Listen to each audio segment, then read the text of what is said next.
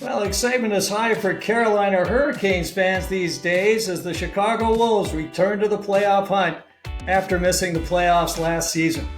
The Wolves are coming off a solid year, finishing fourth in the Central Division, and they were led by some of the Canes' top prospects, including Scott Morrow and Bradley Nadeau, who both had outstanding seasons in their first year as a pro. Joining me to talk about some of the season highlights and help us with a preview of what to expect in the upcoming playoff round against the Rockford IceHogs, stormTracker Chicago Wolves insider, Andrew Rinaldi. Hey, Andrew, welcome back. Thanks for having me again, Tom. Well, we're going to have some fun because it was a great year for the Wolves. We saw some of those young studs really show what they could do. And it was really impressive because some of them we also saw in a short or brief cup of coffee with the Hurricanes, and we'll talk about that as well. You know, they finished fourth overall. They had 78 points. That's an 18-point increase over last year. So I think something that these players and the coaches should be very proud of, and I know the Canes are excited about that for sure. So the rookies, really impressive. Who stood out for you? I mean, if you're talking your first-year players, of course, number one on that list is Bradley Nadeau. On top of just the incredible pace in which he scored goals this year, he finished off with 32, which is good for fifth in the entire league. Also good for fifth in just what under 20 players in the history of the American Hockey League. So teenagers aren't supposed to score at paces like this in a professional league where you're going up against fully grown adults night in and night out. So it was really a special thing to watch Bradley and his shot, and I think it's pretty well publicized, especially after a full year out here in Chicago, just what he's capable of doing. And you know, the team kind of leaned on him from day one to provide that offensive firepower. I mean, he connected instant chemistry with Ryan Suzuki from October up until the end of the season. Right. And it was a perfect mix. And so, you know, it's hard to kind of, you know, when I want to try and highlight some of the other first year players, but it's, you know, when you have a guy who makes an impact like that, it's hard not to just to kick it off with your really with option number one and the offensive zone. Well, Nadeau, I mean, a lot of folks don't realize he doesn't turn 20 until May 5th. So he's still 19 years old. Yeah. It's insane. And, you know, you're right. He did extremely well in so many areas. He was first in rookie power play goals. He was first in rookie goals, second in rookie power play goals. He was second in shooting percentage. He was second in points. He was up near the top in all scoring, metrics for rookies for sure. And he did that kind of all season. Like we saw him start off well. He did extremely well after, of course, the World Juniors. He came back and really started to pick it up and continued right till the end of the season, even after he came back from his opportunity with the Hurricanes. So I agree with you. I think Bradley Nadeau is one of the players. A lot of folks are wondering, you know, is he a guy that's going to challenge in the coming season with the Hurricanes? Will he need a little bit more work in terms of his defensive acumen? But boy, he offensively, he's just gifted as anything. And certainly when he was up with the Canes, the broadcasters were pretty well aware of that. They talked about his offensive acumen all the time. And who else? Who else is there on that rookie group that you think of? The other kind of big mainstay, especially, I mean, not just offensively, but defensively well, has been Justin Robidas. He has been, I mean, near the top of the point scorers for the team all season. But I've mentioned a lot of times with you from October all the way on that I was really impressed by the way that this kid plays on both ends of the ice. He really led the penalty kill unit early on, scored a couple of early shorthanded goals, and really kind of put the rest of the Central Division on notice that, like, hey, when you're shorthanded, you really need to watch out for this kid. And I really liked his nose for the net and just the motor that this kid has on him, and just effort up and down, no matter what, with the puck, without the puck. It's a rare trait to see a rookie come in like that, and to because sometimes you see flashes on a shift, and then some other shifts they might take off. It's such an important aspect of the development process to understand how, like, there's no shifts off. You have to bring your A game, shift in, shift out, night in, night out, and Robidas understands that as well as anyone, any veteran in this roster, any veteran in this league. So I always said he kind of had a game that's a little bit ahead of his years, and I mean, like I said, you've kind of seen with the role that he grabbed and never let go for this squad, and understand really kind of how this coaching staff recognizes and understands his importance in that role as well. Yeah, and he's a guy that, as you say, did it all, right? So he was on the power play, he was killing penalties, he was doing some of those important draws. He had 55 points, which put him fourth overall in rookie scoring in the AHL this year. Nobody, I think, at the start of the year would have said Justin Robidas is going to have the season he had. He came up last year, of course, cut his teeth in the ECHL with Norfolk. And so, folks didn't really know what to expect. And again, a smallish player. He is very stocky, but he's a smaller player out there, and that's always a challenge for those folks to get attention and certainly to have success. And you know what? Obviously, a lot of folks felt the same way you do, Andrew, because he got a recall to the Hurricanes and looked the part. I mean, 2 games, he played extremely well. He had a goal and an assist. And I think a lot of folks were surprised when they saw Justin Robidas. And he's a mirror of his dad. He's just a hardworking guy that is making things happen on the ice. And so he comes from it honestly. And I think he's a guy, we talked a lot about this before. I think he's a guy that really has a shot at the Canes. Might be a year or two before he's there, but I think he definitely is a player that's going to find a home with the Carolina Hurricanes. So exciting stuff with Justin Robidas, man. One other guy, and I'm sure you wanted to talk about him, I'll just throw him out there so we can kind of take a look at, I think, the 3 pillars this year, and that's Scott Morrow. Morrow got an extended audition with the Hurricanes. He played 14 games, had 4 points, and was a +4. So those are good stats. But I think more importantly, he looked the part too. He did a real nice job in the blue and still learning and still finding his way. But I think for the most part, he was very, very effective. And of course, he had an outstanding season with the Wolves. He's back with the Wolves. You must be happy about that. Very happy. Yeah. It's I mean, of course, in this league, you're ecstatic for these guys as they go up and they begin their NHL careers. But hey, now that he's back, I'll take him. And yeah, I think from I believe it was the second series of the season to where he scored his first pro goal against the defending Calder Cup champs in Hershey in overtime. This kid. Okay. Just blasted his way onto the stage from day one and really kind of never looked back. And I think by now Hurricanes fans, after seeing 14 games of him, know and kind of understand the role that he brings.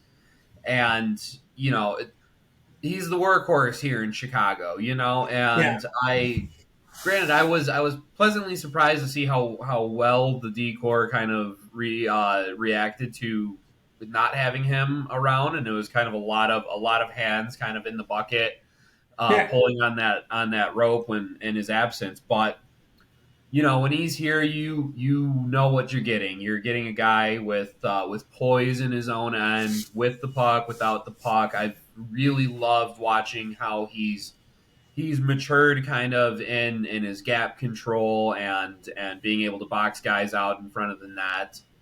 I think it can be kind of a stereotype when you see some of these smooth skaters and good puck handlers that they're so focused there that they don't know how to defend their net. And I've not found that the case with Morrow at all. And I think fans in Carolina are starting to understand that. And it's just it's just a matter of, too many chefs in the kitchen up there in Carolina, not enough room for this kid. But, That's my gain, and I'm very happy for it. And I think it's gonna be great for the Wolves heading into this postseason, and I think it's gonna be great for Morrow as well.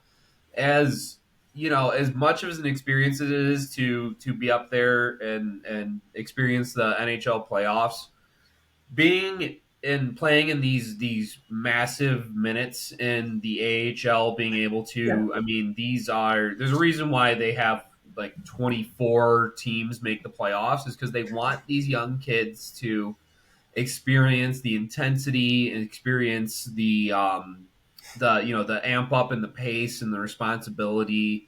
And I think Morrow's going to fit right in with that playoff hockey, and he's going to be a huge factor for however long the Wolves decide to make a run in these playoffs. Well, for sure. And you mentioned the other players that kind of stepped up, and one of them that I think really stepped up was Domenick Fensore. And he also got a call up to the Canes and looked pretty strong up with the Hurricanes. What have you seen with Domenick this year? He was kind of the one name that I was thinking up in the back of my head, even though it was a a committee standing up overall in the absence of Morrow. I like you when you lose your number one guy in the power play, and the guy who's next stands up, it's only natural for the spotlight to go on him. And I mean, we saw a bit of Fensore last year in Chicago as they were independent, but then you've seen him take a couple steps up this year as he's kind of cemented himself in this organization. I think a lot of fans in Carolina kind of saw when he showed up for the Hurricanes, and he's buzzing all over the ice, and you're like, wow! Like a lot of fans were like, where did this kid come from? Well, I've been watching him for a couple years now. I can tell you exactly that's his style. He loves to have the puck on his stick, and even though he can, he's what a lot of fans might say undersized in a way. The dog that's in him is not undersized. I can tell you that. Fensore is a battler. He's a warrior, and I've seen him take on guys that might have a couple inches and a couple pounds, and he really doesn't care. He's going to come right at you and get in your face, and I love that tenacity from him, because if you're gonna it's the fact of the matter. He's Yeah. smaller than your average defenseman, and if you're gonna play like you're scared, or you're gonna play like you're smaller, you're not gonna last in this league very long. You're definitely not gonna last in the NHL very long. So the fact that he's been able to take those extra minutes in Morrow's absence and really kind of lead the way for the Wolves is testament to his attitude. It's testament to his game. And now that you have both of them back in the playoffs for a nice little 1-2 punch, it's going to be very hard for their opponents to attack with possession, because these guys know how to get the puck out. They know how to, whether they carry it out, whether they snap it up in transition. It changes the whole way that you play against this team. And like I said, I'm very grateful that Morrow can come in and add that dimension, but Fensore is no slouch by himself either. Yeah, and you're right, and for sure. Dom, we've talked a lot about him this year. He's got such an impressive background. A lot of folks don't know much about him. Boston University, he was Hobie Baker nominee 2 years in a row. He was a Hockey East All-Star. He was captain of the team. I mean, he was everything in college, and it shouldn't be a big surprise that he's turning out to be the player he is. The other thing I like about Dom is that he really thinks the game well. Like you can see he's got ideas. He knows where he's going to go, what he's going to try to do. He's incredibly quick with the puck. He's got great vision. I think he's got all the tools. And yes, a little bit of a challenge with size, but I think he's going to overcome it. He's very fast. He gets in on his, jumping in on his gaps, and particularly quick moving the puck out of the zone. So very impressive year for him. And a guy that certainly has been helping him a good part of the season, and a lot of folks are very interested in this young man. And of course, that's Charles-Alexis Legault. Legault also had an excellent year, and he led the Wolves with a +11 this year, which is kind of interesting. Again, he's a rookie. He came out of Quinnipiac. Not a lot of fanfare for him. Again, a guy that you know, later round draft pick. Who the heck is Charles-Alexis Legault?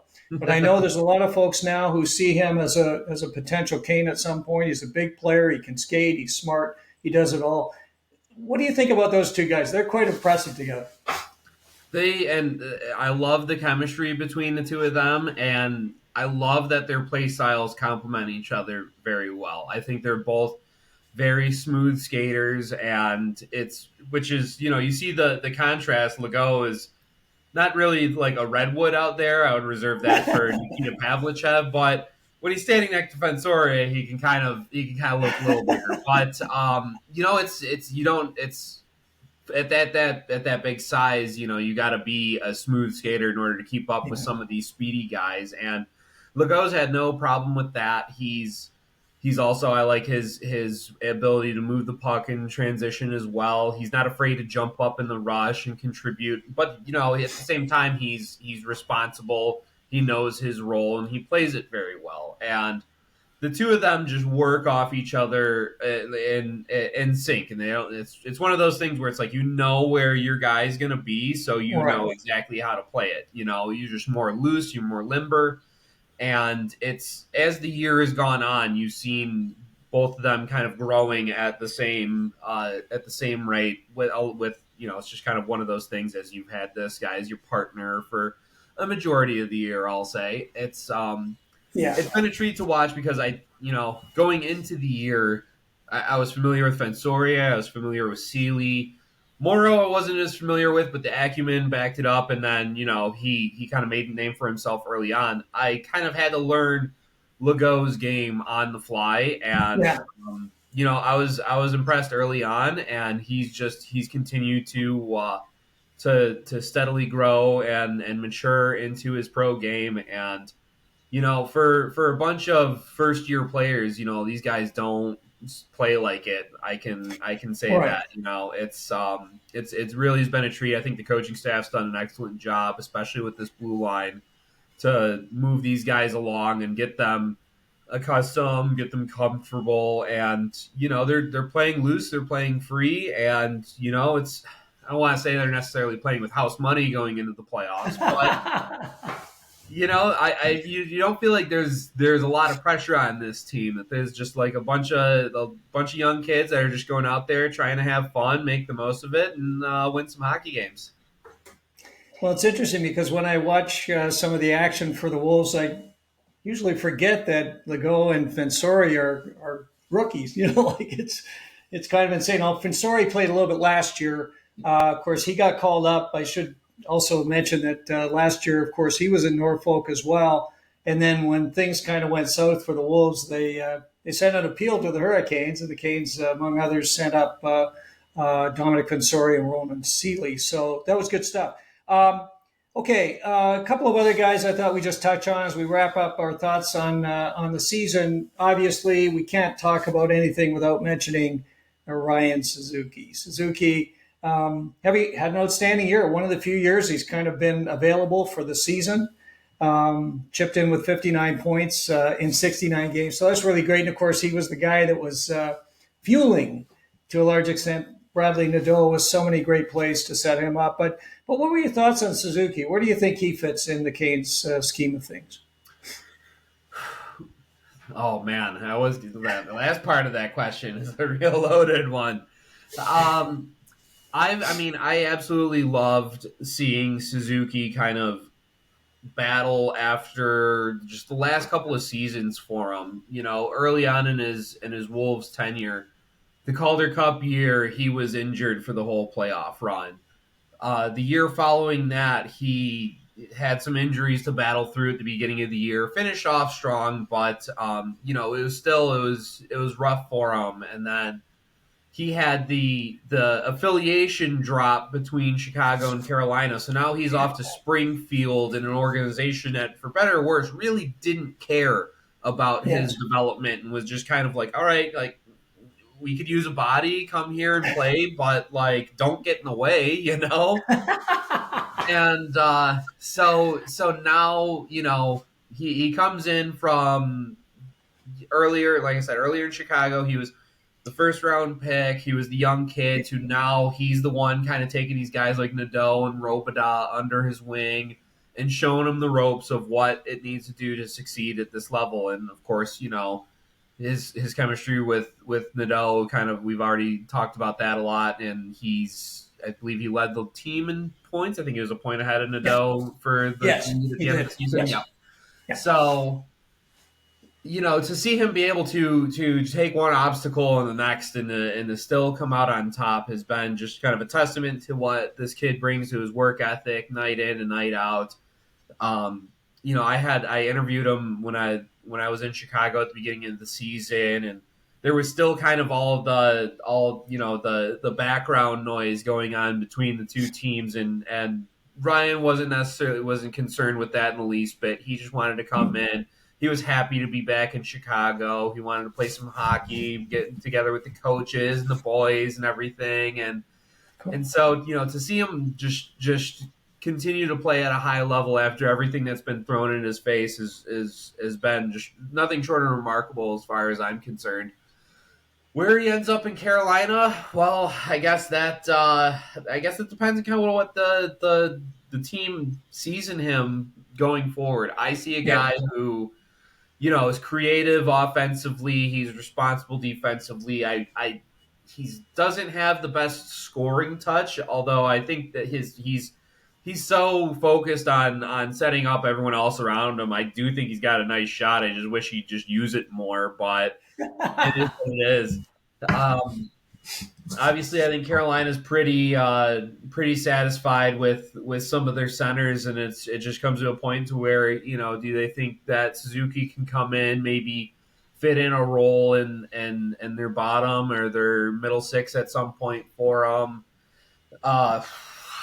That's between Ryan and Eric Tulsky and Ron Brind'Amour, and I have the credentials to get into those kind of conversations. So I would love to see him continue to put the work in and to make an impact with Carolina. Whether even sometimes it's not your spot at the organization. I don't know about you. I loved watching Jack Drury playing for Colorado last night, and sometimes you get your start somewhere and you see your career end up somewhere else, and you can't help but be happy for the guy. So we'll see. There's a lot of moving parts, I know, in this game, and but I think Suzuki's got what it takes to continue to climb over these obstacles and make himself into an everyday player at the next level. Well, and I think you're onto something too that I've been thinking for a while as well, Andrew, that Suzuki is the kind of guy you could throw in a trade. There's other teams that could really use a guy like Suzuki. I think it's going to be tougher for the Hurricanes. I really believe that.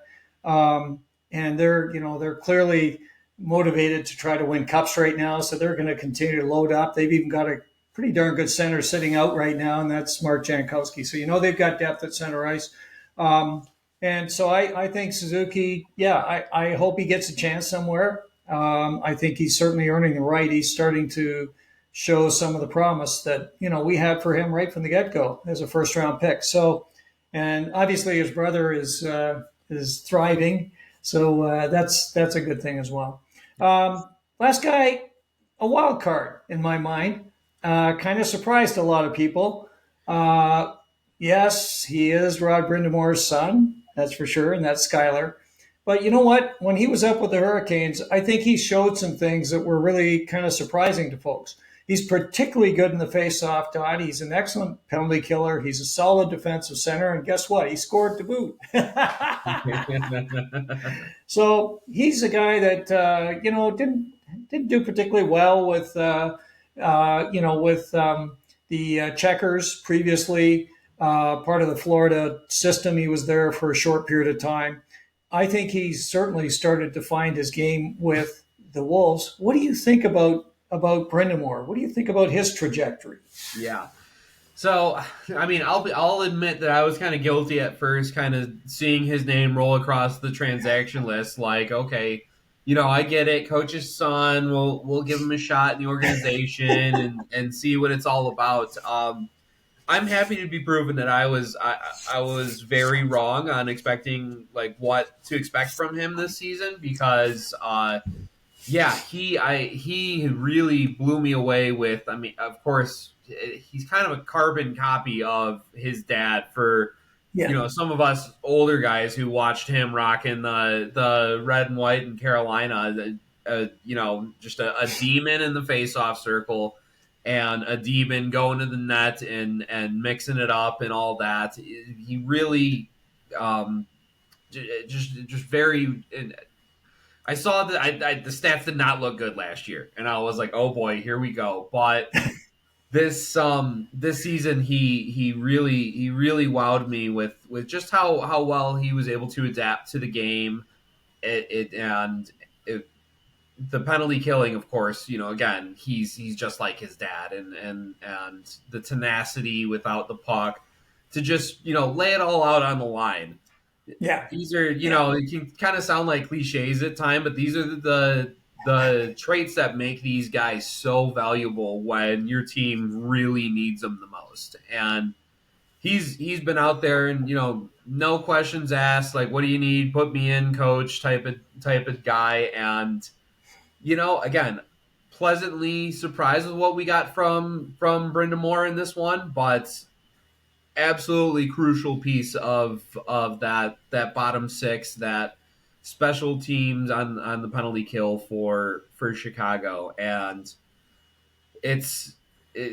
sometimes you just can't judge a book by its cover, and I'll admit I was wrong on that one. You're not going to be right on all of them, so I can say that about Brind'Amour. But I'm glad he's here in Chicago. I'm glad that he's brought that acumen. And even though he of course he's got his connection to Carolina, but he's really established himself as his own player and his own identity and everything. And whether that continues to carry on up to Carolina in the future, that's for him. I'm sure he's going to be yeah. back here in Chicago. And the more he's in this organization, the longer he's comfortable with this coaching staff and everything, they're going to continue to give him opportunities. And it's going to start with the playoffs. And of course, all those heroes and all those long playoff runs, you're going to have that Yeah. third line center who's going to come in for a clutch overtime goal or something. And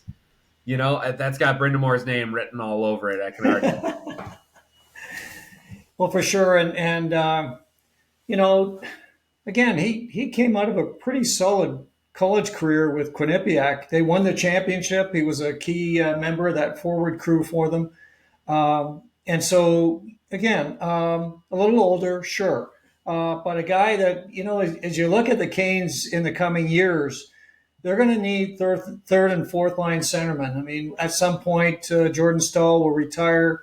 Not sure where Kotkaniemi fits in. So there could be a spot that could open up for a guy like Brind'Amour to come in and play that fourth line spot. And I think he as he's growing now and as he continues to play better hockey, could be a candidate. I know a lot of folks on X don't agree with me, but that's okay. I do think he's definitely going the right way, and he's got a lot of the right skills to be that kind of player. You're not looking for him to be a 20 goal, 50-point guy. If he can pop in a few and he's solid defensively, and particularly in the faceoff dot where he was 68% in his two games. One game he was 8 of 10. Yeah. Yeah, like I said, just like his dad, an absolute menace in the face-off dot.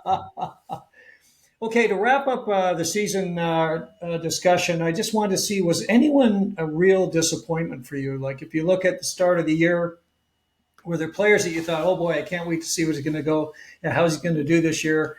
Anybody stick out? A couple. Okay. I'll say, I'll start with Brendan Lemieux. He, not that, I mean, I'm, a little biased, and I was like, oh boy, here we go, Claude's son coming on over here. So, it's unfortunate kind of the way it happened, but then as you kind of seen the antics he got up to in Europe, you're kind of glad that tumor got cut early from this team, especially with so many impressionable young players, So Yes. you're kind of hoping for a bit of a physical veteran presence there, and it just wasn't it. Yeah. Sometimes some of these guys don't. They think they're better than the American League, and if that's the case, then we don't want you here anyway. So, um, number one, that was early on in the season. Glad to see him gone. Another one that I know a lot of fans had a lot of hopes for, I did as well, was Felix Unger Sorum. Yeah. And I know the numbers aren't spectacular, and what we saw from Nadeau was just absolutely historic, and this is kind of more of your typical rookie experience, especially coming over from Europe, a completely different continent, different play style. At the same time, I think as the second half of the season's going by, you're kind of hoping like, all right, here's where the switch gets turned on. Okay, here's where the switch gets turned on. Okay, here's where the switch gets turned on, Yeah.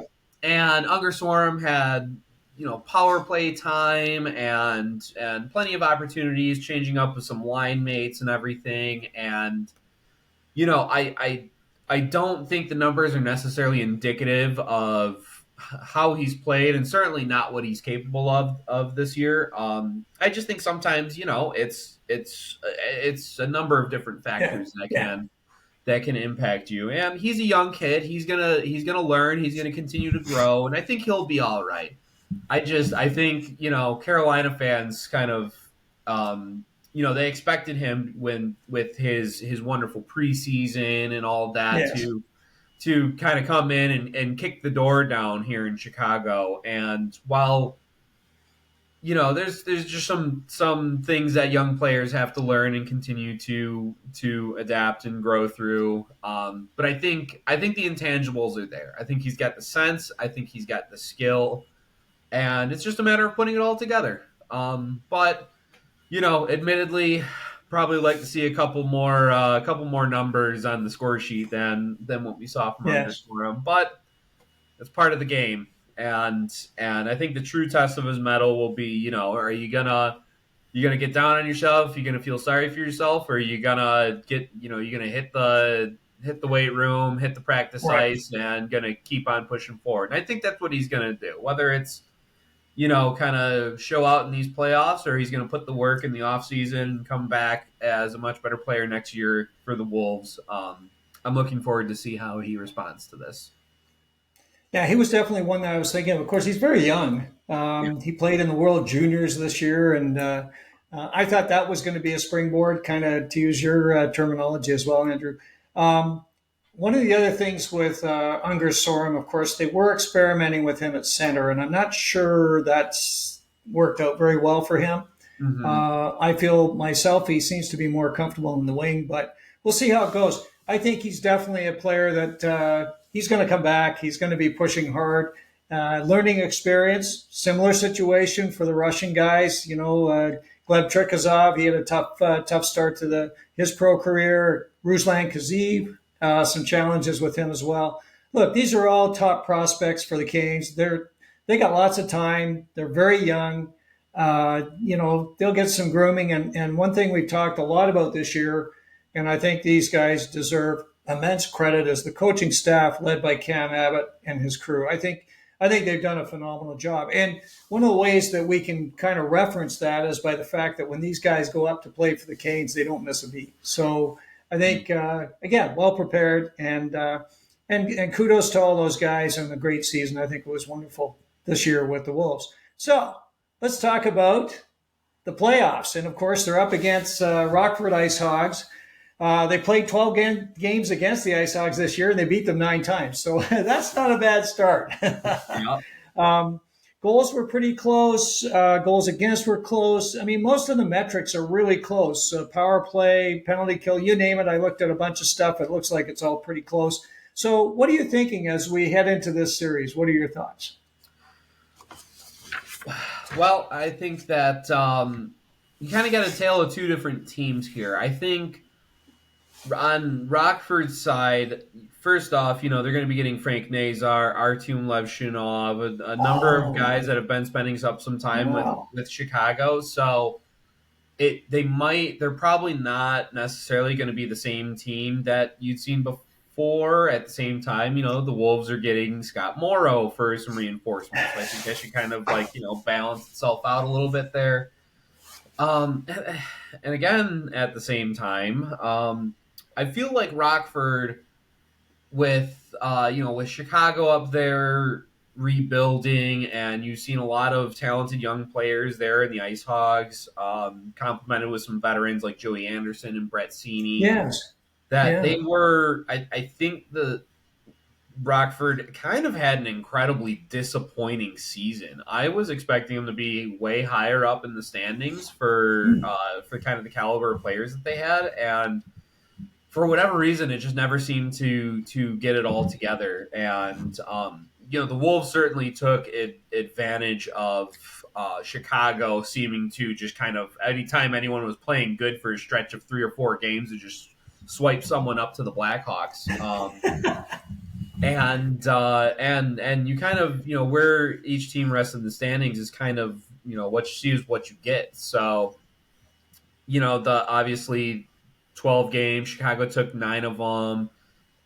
Justin Robidas, I think, had 17 points in the whole series and just absolutely terrorized the Rockford He defense. did. Bradley Yes. Nadeau with 11 of his 32 goals came from Rockford. So In 12 games. yeah. So I think he was pretty happy to see those red sweaters on the other side whenever they showed up. So um, I but at the same time, it's such a unique dynamic here in this little play-in series in the AHL because Yes. it's a 3-game series. All you need is one stolen game from a goaltender. All of a sudden, you're the other team's on the brink of elimination, and I'm gonna go on a bit of a mini rant here. The whole situation of Chicago being the higher seed but having to play 2 games on the road against Rockford really doesn't sit well for me. I understand that there's a billion playoff series, so you need to get these done in time. And the Allstate Arena is booked solid this weekend. I get it. Why is it so difficult to have a back-to-back on Wednesday and Thursday in Allstate? And then if game 3 is necessary, you go play it out in Rockford. They still You still have your home ice advantage for the Ice Hogs on the weekend there, but sorry, some teams in some of these 3-game series with the distance in between, Tucson doesn't even have a home playoff game. So I don't want to hear that like Rockford needs their game 2 home game or whatever. It doesn't matter. It shouldn't matter in this league. Higher seeded team, home ice advantage. That's what they play the whole regular season for. And instead, I feel like Chicago's getting kind of a little vindictive revenge for their experiment of independence last year. So the league's just giving them one more whack on the nose, saying, "I told you so. Don't ever do that again." And it's frustrating. At the same time, if Wolves fans really want to go over there and make a difference, Rockford's not even an hour and a half away from Allstate Oh, Arena. So okay. go out there, go and make some noise for the boys on the road. I'm sure they would absolutely love it. It's gonna be pretty charged. These teams have seen each other for 12 times now. I don't know about Yes. you. I'd be pretty sick of the other team if I now have to see them at least 2 more times, maybe even 3. So Yes. it's I think it's again with the stakes where every game you're starting off on game 5 basically. So it's Yeah. the intensity is already ramped up to 100, and you're sick of seeing Bradley Nadeau score 1,000 times on you.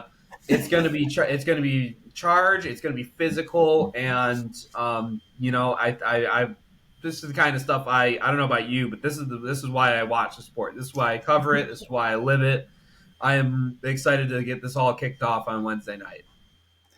Well, and we've seen with some of the NHL playoff games, the intensity, of course, goes through the roof, and it's a whole different animal. A couple of things that I was thinking about. You look at the lineup for Chicago. I love the defensive core. They're really deep. We talked a little bit about, of course, you've got Scott Morrow, you've got Domenick Fensore, you've got Charles-Alexis, you've got Ty Smith, who I think has been playing great hockey. You've got Ronan Seeley. He's a veteran. He's going to be back there. And you've got some other guys that could be interesting, like Yoel Nystrom. I would like to see in some playoff games. I think he's started to show what he can do. He's a guy that, boy, over in Europe, he was outstanding playing in the SHL. So I'd like to see what he can do. And they've even got Dominic Bedinka hanging around. So they've got lots of depth in the blue. And, of course, goaltending, look. You got Dustin Tokarski, who just beat these guys something fierce. He won 5 games, 1.75 goals against average against Rockford. You had Spencer Martin. He's had a great year. He won 3 out of 4 games with them. These are 2 excellent goaltenders. And if you look back at the kind of play that these guys have done in the playoffs in the American League before, they've been rock solid. So these are a couple of guys that I really like. I think they're going to be huge if the Wolves are going to go deep. They're going to need that defensive core to be rock solid. They're going to need their goaltending to come up big, and then they've got lots of guys that can score. And I'm curious to see how far these guys can go. I don't want to say that I kind of feel like the whole division feels wide open, but look. Grand Rapids seemed like the juggernaut at the beginning of the year, and they just absolutely fell off a cliff. Milwaukee is extremely well coached. They won the division again. Yeah. But I feel like, they don't have Zach LaRue. They don't have Yaroslav Askarov. They're not the monster that they were in years past. And same thing with Texas. Logan Stankoven is, he's part of the organization now. He's not terrorizing this division anymore.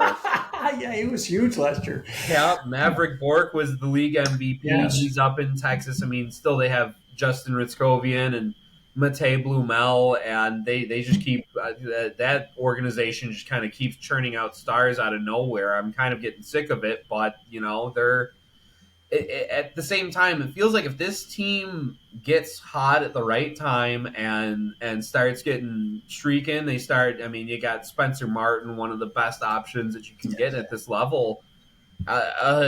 Anything can happen. And again, in these shorter series, like a best of 5 in the next round, if they can make it past Rockford, anything can happen. And again, like I said, these kids they're playing loose. I feel like there's not a whole lot of pressure on them. They got house money.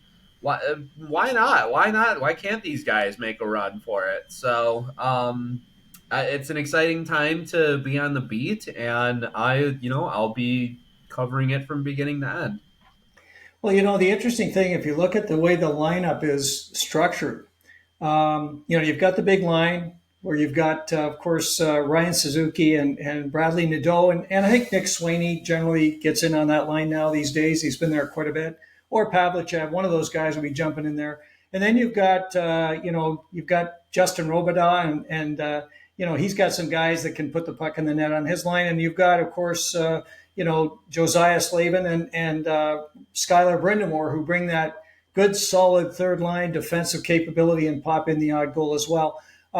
It's a lineup that looks pretty solid. I mean, you've got other guys still there like Noel Gunler and you've got Unger, Sorum. You've got players that could jump up and do something on the forward side. So I think they're a lot deeper than a lot of folks think. Now that they're fully loaded up, everybody's back in there. They're healthy. They're back from visits to Carolina. Everything is kind of trending the right way. I think they could surprise some folks. And like you, I'm going to be following this very, very closely. Rockford's an interesting one. I've been watching the Hawks a lot this year, and Frank Nazar is a heck of a hockey player. Mm-hmm. Obviously, Levshinov is going to be a dandy as well. He's very young, so he's still finding his game. And I don't know if they're going to bring some of the collegians down. They have Moore and Rinsell, who looked really good at the end of the year in Chicago. So those guys, if they're coming down, they're going to help too. So that would be good. I want to see a good, tough series. Obviously, we want these players that have been here this year to continue to grow, and there's nothing like playoff action to add to their acumen for sure. And so I think that's going to be excellent. Yeah. So are you expecting a win for the Wolves in this series, or what are you forecasting? I I would expect Chicago to move on past Rockford. I think 9 wins that they've had over them over the course of the season, that they kind of obviously super familiar, but they know what works and what doesn't against this team. And furthermore, as you get into the playoffs and everything becomes more tight checking Right. and all that, Chicago's record in one goal games was something like what 23-4, I want to say. Yes. Yes, it Yeah. was. So what that's telling me is that when the stakes are when the game is right on the edge, when the stakes are raised, that this team knows how to lock it down, knows how to hold that lead, and knows how to come away on top. And that's exactly what that's what this entire time of the year is just how to minimize those mistakes and to capitalize on your opponents. So I like their chances. I like where this team has been all year, and just this trajectory continuing to move upwards. And I like this matchup. I think Rockford's in the playoffs by the saving grace that Manitoba and Iowa were two of the worst teams in the league, and and I'm not afraid to put that out on the air. If that's some bulletin board material for the Ice Hogs, then I hope that if that's what they need to motivate them, is this mug saying that, then more power to them. But I like where this Chicago team has been from October until now. I think that they still have a little bit more to show us what they're capable of. And again, like I said, this is what it's all about. This time of the Yeah. year to you've had what I'm trying to think. It was 6 months of war up until this point Yes. for Yes. the next 3 games. Preparation. Or yeah, after 72 games, you have 3 to decide whether you're going home early or whether you continue to advance. So Yeah. let's we talked a lot about all the rookies and everything. Well, no one cares if you're a rookie or you're a 10-year vet at this point. Now it's time to see what you're made of. Well, Andrew, I think well said. And boy, I'll be like you. I'll be following closely and hope that this group of young players with some fine veterans sprinkled in to try to help them and mentor them through this. I hope they can get to the next round as well. As always, hey man, it's awesome talking Chicago Wolves with you. Your knowledge is just fantastic, and continuing to learn every time we get together a lot more about the Wolves. And we'll do this again for sure in the coming months. Where can folks find you? Yeah, so my written work you can be found at on the Calder Times, which is where I cover both the Griffins and the Wolves. So I'm going to be doing a lot of Central Division playoff coverage here in a bit, which is a good change of pace after the last couple of years with the Wolves out of the postseason. And then on X, I guess I'll call it.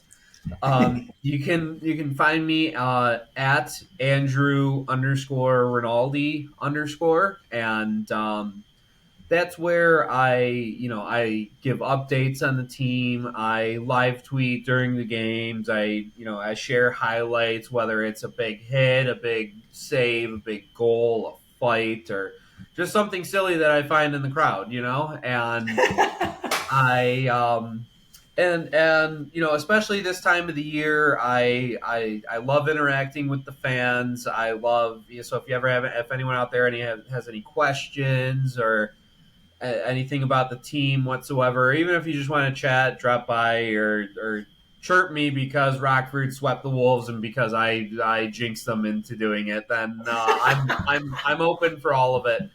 And yeah, I it's why I do this. I love the community and the fans and all that, and Yeah, I'll be here until the bitter end, whether it's this series or whether it's in June with a cup raise.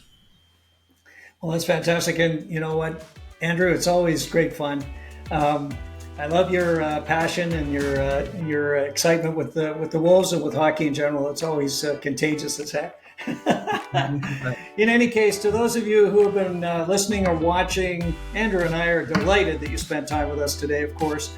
For those who like this episode, please press the like button.